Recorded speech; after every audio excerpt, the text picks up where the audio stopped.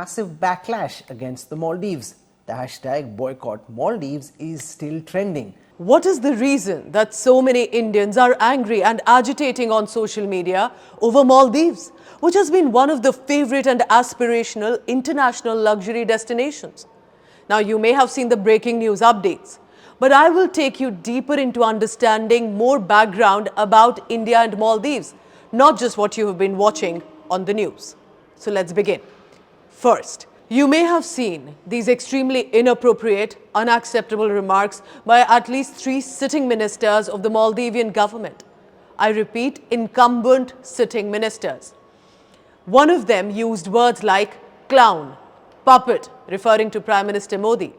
This is the Minister of Youth Empowerment, Information and Art, responding to a tweet by a random Indian netizen's remark on Maldives and Lakshadweep with a jibe thrown at the Maldivian president.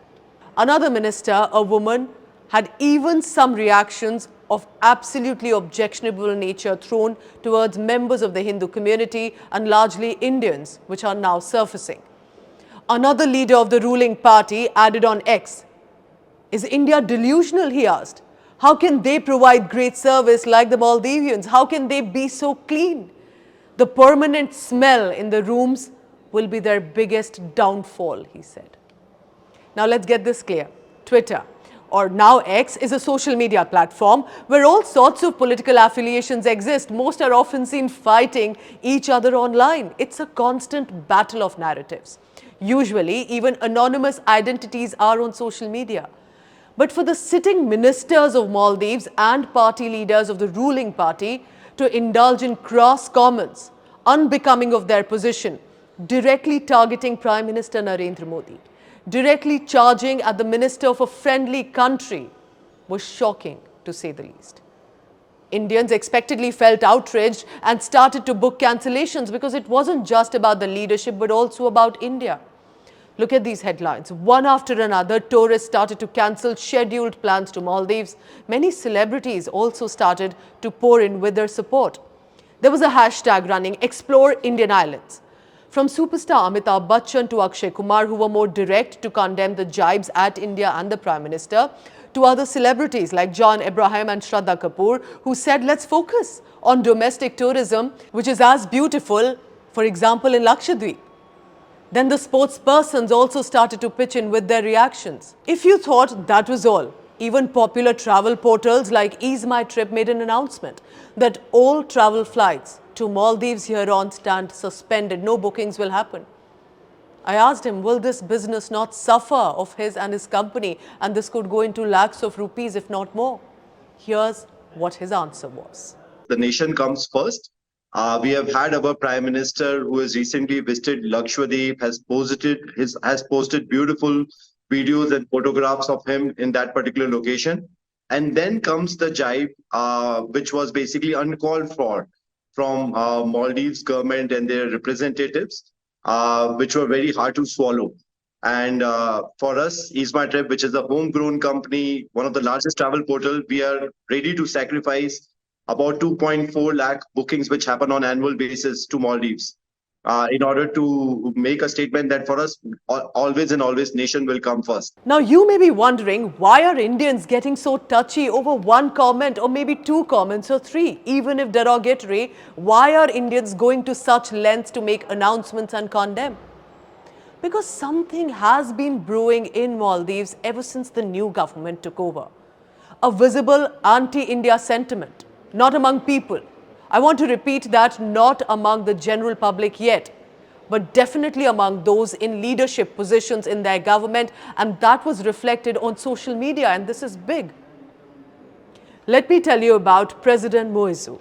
He was sworn in as the Maldives president on 17th November 2023. But observers had already pointed out during elections that Mohammad Muizzu, who is considered to be a pro-China leader, is seeking to reduce Indian influence in Maldives. But that's not all. It had more to do with extending China's influence in the island nation. You should know that Maldives has always been friendly toward India, but has fluctuated politically sometimes. Muizzu's predecessor, Ibrahim Solih, had forged a strong equation with India. Solé even now has publicly criticized the comments made by some of the ministers in the government this time. But before him, during Abdullah Yamin's tenure as president of the island nation, China-Maldives relations had first flourished. Now, interestingly, it was this time when Xi Jinping also mentioned how China-Maldives relationship is on the right track. Maldives even joined the BRI corridor. Chinese businesses had increasingly started to make a footing in Maldives in construction, housing, expansion of the international airport. Increased communication meant increased influence and then dominance. We have seen how this has turned out in our neighbor nations of Sri Lanka and Pakistan. A country faces a slight economic crisis, China's government enters and sort of eventually takes over.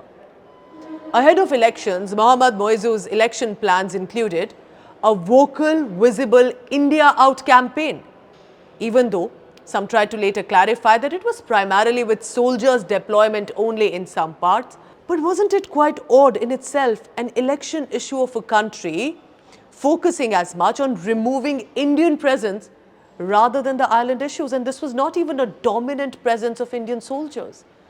So there were signs that this may not go as smooth as it was with the predecessor Ibrahim Solé. Now, interestingly, while Solé and many rational Maldivian voices, former vice president, former tourism minister, have condemned these ministers' comments against India, against Prime Minister Modi, many citizens in Maldives say they even felt embarrassed over the jibe at Prime Minister Modi and on Indians. And speaking to me short while ago, Eva Abdullah, she's a member of parliament, even decided to apologize on national television on behalf of the ministers because she realized the repercussions that could have for Maldives. The new government came in with a somewhat anti-India rhetoric, and the deputy minister's comments, the deputy minister's remarks are seen off the back of that anti-India movement that this government came in with. It's Indian tourists that kept us afloat during COVID. We can't forget that. It's Indian tourists who flocked to the Maldives when nobody else would. And I keep saying this over the last 24 hours. The deputy minister's remarks are, of course, not representative of how Maldivians, by and large, see India or our Indian neighbors. So you see what's happening here. Some of the leaders in opposition, former ministers, citizens of Maldives are trying to clarify as much as possible, but the president incumbent of Maldives instead jetted off to China with the First Lady and on a state visit, without a comment, without an assurance to India or to his own people. There was a generic statement that had been made, but that clearly many said was not enough. And as they say, silence speaks louder than words sometimes. And hence, now you see more and more outrage in India. Because India, even though has largely been a friend to Maldives and a friend in need to the island nation, has realized this is something that cannot be accepted anymore. Giving you a background, India was the first country to recognize Maldives' sovereignty in 1965 upon independence, was also the first to establish a resident mission in Malé. In 1988, when Maldives was at the brink of a coup initiated by prominent Maldives businessmen, it was India that helped control it. Basically, the then president, Maumoon Abdul Gayoom, was able to escape. He sent out an SOS message across the world. It was High Commissioner to Maldives of India, Arun Banerjee, who was at his Delhi residence, got called in for an emergency meeting with the then Prime Minister Rajiv Gandhi. 2 aircrafts flew non-stop from Agra, carrying Indian soldiers and the High Commissioner Banerjee, and landed in Maldives. It was this effect of the Indian soldiers and their landing that was so instant and has been verified by Indian Air Force veteran Ashok Jordia, who said, and I quote him here, "Ignorant of the actual strength of the Indian troops, rebels felt overwhelmed and decided to abandon their mission and flee. The paratroopers immediately secured the airport, and the rest is history." Maldives today could have been much different had that step not been taken. In 2009, India then went on to sign a defense deal with President Mohammad Nasheed's government for installing radars for seamless coverage of the seabed, link them with the Indian Coastal Command. Indian Navy and Maldives National Defense Forces have signed deals for joint surveillance and patrol activities too. New Delhi also gave Maldives a Dhruv helicopter and oversaw the construction of a 25-bed military hospital. All of this was only going to help Maldives and not India as much. And then on tourism, that clearly Maldives stands strongly on. Indians registered maximum influx of tourists to Maldives, and by admission of leaders themselves in the island nation, Indian tourists had helped pick up Maldivian economy after the COVID pandemic. In the past few years, lakhs of Indian tourists have visited the island nation. But India has not just been a contributor to tourism for Maldives, but also infrastructure. As per the documents of Ministry of External Affairs, India had signed 8 infrastructure projects with Maldives. Hanimadu International Airport redevelopment, Ghan International Airport redevelopment project, and other water and sanitation projects as well. We also talk about the luxury resorts that are Taj and Oberoi, for example. These Indian hospitality leaders have assisted the island nation to develop their human resources.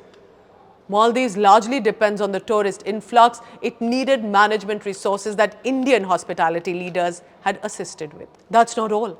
In 2018, India extended monetary aid of $1.4 billion to solve the debt crisis that the island nation was facing because of China. In January 2020, when Maldives was at the risk of facing a measles outbreak, the Indian government swiftly dispatched 30,000 doses of vaccines to the island nation.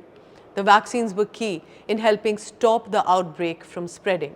Under Operation Sagar in 2020, India sent 600 tons of food items to Maldives during the COVID-19 pandemic. And it was during this pandemic that India extended the much-needed help, which was while Western nations and even China were busy stockpiling vaccines for their future use, India gifted 1 lakh additional vaccine doses to Maldives in February 2021.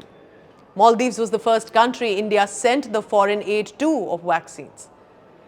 Additionally, India dispatched a monetary aid worth $100 million to the island nation in November 2022. This was done under India's Neighbourhood First policy. And then came President Muizzu. And it seemed a lot is starting to change. Not really in favor of India anymore. And that's why you see that despite aiding, assisting and helping so much as a friend, Indians are now feeling angry for the comments coming in from some of the incumbent ministers. So this whole bawal erupted, if you're wondering, was only because Prime Minister Modi was seen strolling on beaches in Lakshadweep, and his supporters and some other Indians as well compared Maldives, saying why visit international destination if the leaders are so anti-India when we can promote domestic tourism instead. So then let's tell you about Lakshadweep. Kilometers away from Maldives, both group of islands share a similar geographical features: shimmering lagoons, white virgin beaches, clean water. For domestic travel, it is also likely to be more cheaper than the luxury vacation of Maldives. As I conclude, I will say this, that while our friendly relations with Maldives and its people who love India and Indians must remain, but when it comes to promoting domestic tourism, India must ensure it has its own Maldives. Because we can. In this new India, we are a friend for sure, but we cannot let that friendship be taken for granted anymore, because we have realized how Atmanirbhar we can be. Thank you for watching.